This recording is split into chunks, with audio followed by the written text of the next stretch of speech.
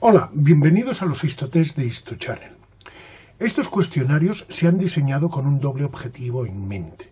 En primer lugar, que el estudiante pueda comprobar su capacidad de reconocimiento de tipos celulares, estructuras, tejidos y órganos. Y por el otro lado, en el caso de que falle alguna de las preguntas, pueda ver por sí mismo en qué ha fallado y así mejorar y completar su proceso de aprendizaje. Los cuestionarios se han diseñado en dos partes. En una primera parte, el estudiante deberá responder una serie de preguntas. Y las preguntas se basan en imágenes al microscopio de alta calidad como la que podéis ver en la pantalla. Bueno, de hecho yo estoy en medio y podéis ver poco, así que mejor me aparto. Bueno, aquí abajo mejor. Cada uno de estos test contiene 10 preguntas o cuestiones que se basan cada una de ellas en una imagen como la que veis en pantalla. En la parte superior está el enunciado, es decir, aquello que nos preguntan. Justo encima de mí tenéis una lista con 4 opciones. Solo una de ellas es verdad, las otras 3 son falsas. Y a la izquierda, al fondo, hay un reloj de cuenta atrás que nos marca el tiempo que nos queda para responder a la pregunta. Como este cuestionario es un nivel avanzado, solamente dispondréis de 20 segundos por cada una de las preguntas.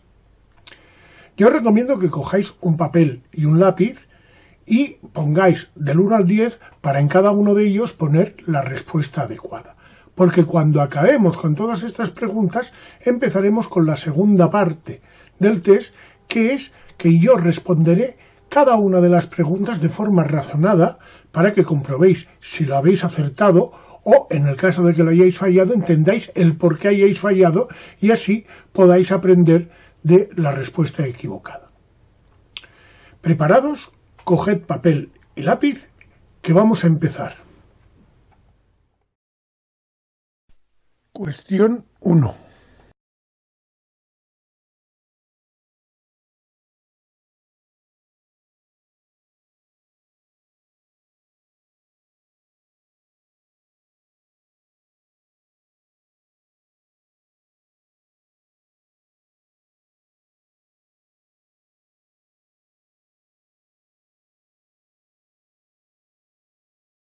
Cuestión 2.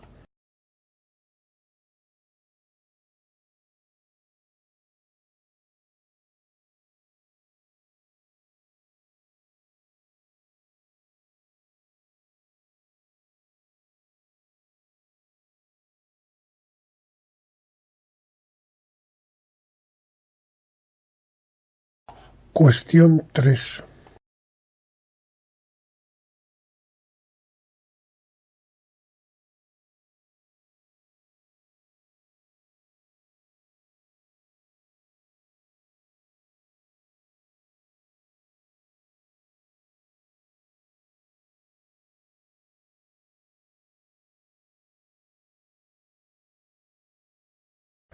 Cuestión 4.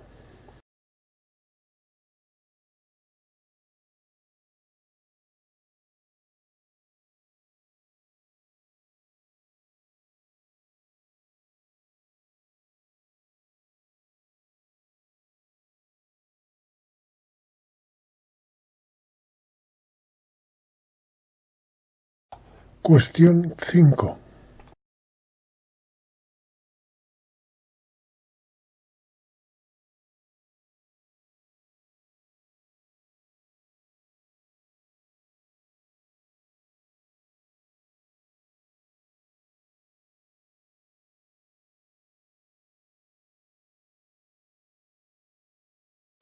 Cuestión 6.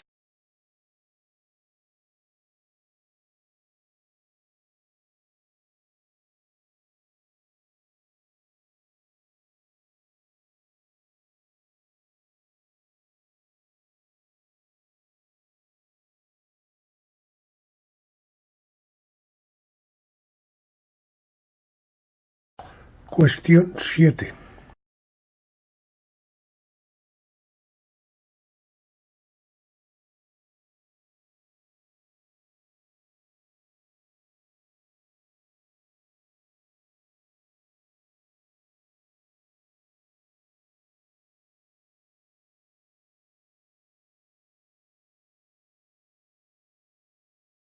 Cuestión 8.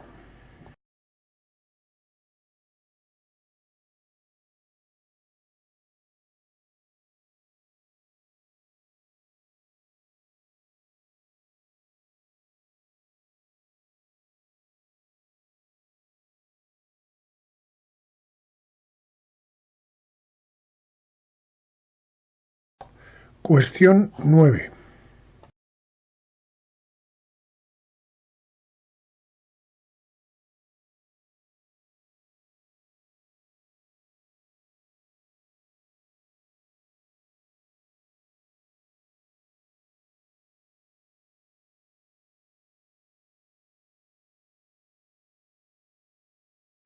Cuestión 10.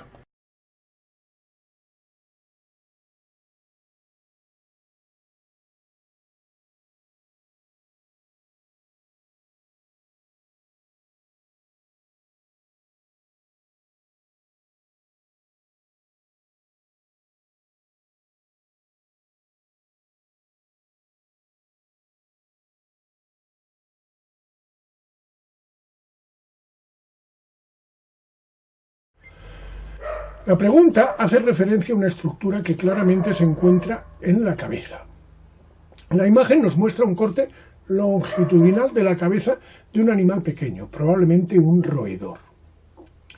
Hemos marcado de amarillo el órgano de mayor tamaño, que obviamente se corresponde con el encéfalo o cerebro. También podemos distinguir fácilmente dientes en desarrollo en la mandíbula superior. Los hemos marcado de color rojo. E incluso podemos distinguir la cavidad bucal, en cuyo interior se ve claramente la lengua, que le hemos marcado de color verde. La estructura por la que se nos pregunta se encuentra por detrás y ligeramente arriba de la cavidad bucal y justo por debajo del cerebro. En la ampliación comprobamos que la estructura en cuestión contiene una secuencia de cavidades alrededor de un tronco central y además se observa que cada una de estas cavidades está compartimentada en cavidades menores mediante un conjunto de membranas. Teniendo en cuenta su localización y su estructura, hemos de concluir que se trata de la cóclea, que también se conoce como órgano de la audición. En esta segunda cuestión se nos pregunta por las estructuras rodeadas por líneas verdes. Si analizamos la imagen, comprobamos que por encima de las estructuras problema, la lámina propia de tejido conjuntivo y el epitelio que lo envuelve se organizan en forma de proyecciones digitiformes, es decir, en forma de vellosidades. Y por debajo de las estructuras problema vemos una fina capa de músculo liso, que se conoce como muscular de la mucosa. Y aún más, por debajo de la muscular de la mucosa vemos una capa de tejido conjuntivo de tipo denso, bastante más denso que el de la lámina propia, es decir, lo que se conoce como una submucosa. Todo este conjunto de capas define sin duda la pared de un intestino delgado. Las estructuras problema se localizan en la base de las vellosidades intestinales y si nos fijamos en su porción basal podremos ver células secretoras, flechas. Todo esto nos indica que se trata de criptas de Lieberkühn. La estructura por la que se nos pregunta presenta una organización compleja donde se localizan diferentes tipos celulares y estructuras. En primer lugar, en la parte más externa localizamos una cubierta de tejido en el que las fibras se organizan paralelas a la superficie y que se puede dividir en dos subcapas atendiendo al perfil de los núcleos de estas subcapas. Núcleos muy alargados en la subcapa más externa y núcleos más ovoides en la subcapa más interna. A estas cubiertas de protección se las denomina tecas. Por debajo de las tecas encontramos numerosas capas de células cúbicas de núcleo redondo que se conocen en su conjunto como granulosa. La granulosa delimita una cavidad que se conoce como antro, y este antro a su vez rodea un conjunto formado por un ovocito de gran tamaño rodeado por un par o tres de capas de células de características similares a las de la granulosa que se conoce como corona radiata. Todo este conjunto se une al resto de la granulosa por un pequeño puente celular que recibe el nombre de cúmulo o óforo. Todos estos elementos definen un folículo ovárico. Concretamente, un folículo ovárico totalmente maduro que recibe también el nombre de folículo terciario o folículo de Graf. En esta imagen, que se ha obtenido a partir de un corte muy fino de 1 micrómetro de grosor, es de lengua y se ha teñido con azul de toluidina. Nos muestra células, fibras musculares esqueléticas, cortadas tanto longitudinal como transversalmente. Entre estas fibras musculares se pueden localizar pequeños vasos sanguíneos. El criterio que debemos seguir para diferenciar entre estos pequeños vasos sanguíneos es, por un lado, el grosor de la pared del vaso y, por el otro lado, el diámetro. En la imagen que nos ocupa, la pared de ambos vasos problema presenta un grosor similar, que en ambos casos es un grosor muy pequeño. La diferencia entre ambos vasos radica en el tamaño de la luz. En el caso del vaso número 2, es tan pequeña el tamaño de la luz que el núcleo de la célula endotelial que forma la pared ha debido doblarse en forma de media luna para poderse adaptar a un diámetro tan pequeño. De hecho, por el interior de este vaso solo pueden circular las células sanguíneas una detrás de la otra. Estas características definen un capilar sanguíneo. Por otra parte, el vaso número 1 presenta un diámetro mayor, de manera que por su interior se pueden circular varias células sanguíneas simultáneamente. Dado el escaso grosor de su pared, debemos concluir que se trata de una vénula. Si la pared tuviera mayor grosor e incluyera músculo liso, se trataría entonces de una arteriola.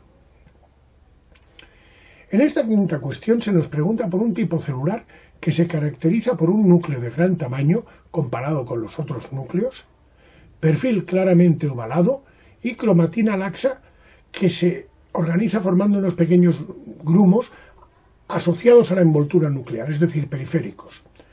El tipo celular mayoritario en la imagen es el que marcan las estrellas y que corresponden a linfocitos.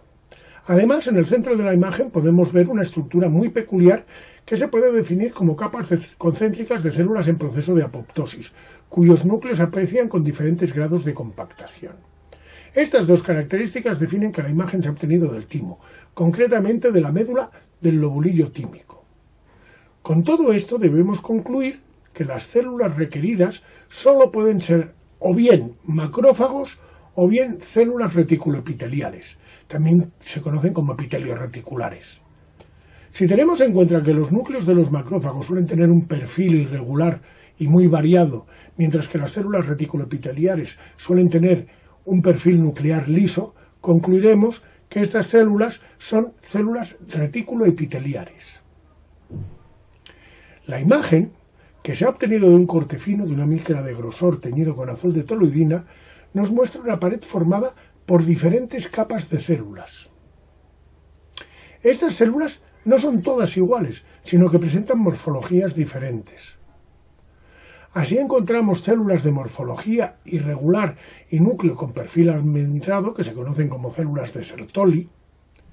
Adosada a la base de la pared encontramos células de perfil poligonal y núcleo redondo con cromatina laxa, que se denominan espermatogonias. Las células de mayor tamaño, que son las más numerosas y se caracterizan porque el material genético no se organiza en forma de cromatina laxa, sino que se organiza en forma de grumos que se corresponden a cromosomas, ya que estas células están en un proceso de división y se conocen con el nombre de espermatocitos. Y también podemos ver en la parte más externa espermátidas, tanto tempranas como tardías. Dada esta organización, no se puede tratar del epidídimo, ya que la pared de este tubo está formada por un epitelio cilíndrico pseudoestratificado, donde todas las células son básicamente iguales. Tampoco puede tratarse de una tráquea, ya que en su pared debería haber cartílago que no se aprecia en esta imagen. Y si fuera un folículo tiroideo, la pared debería estar formada por un epitelio cúbico simple. Con las características y tipos celulares que hemos descrito, solo se puede tratar de la pared de un tubo seminífero del testículo. Las células por las que se nos pregunta son de aspecto poliédrico, con 1 o 2 núcleos redondos o ligeramente ovalados. Estas células se organizan en cordones que dejan entre ellos unos espacios. En el centro de la imagen se distingue una estructura formada por una matriz de tejido conjuntivo en la que podemos ver conductos.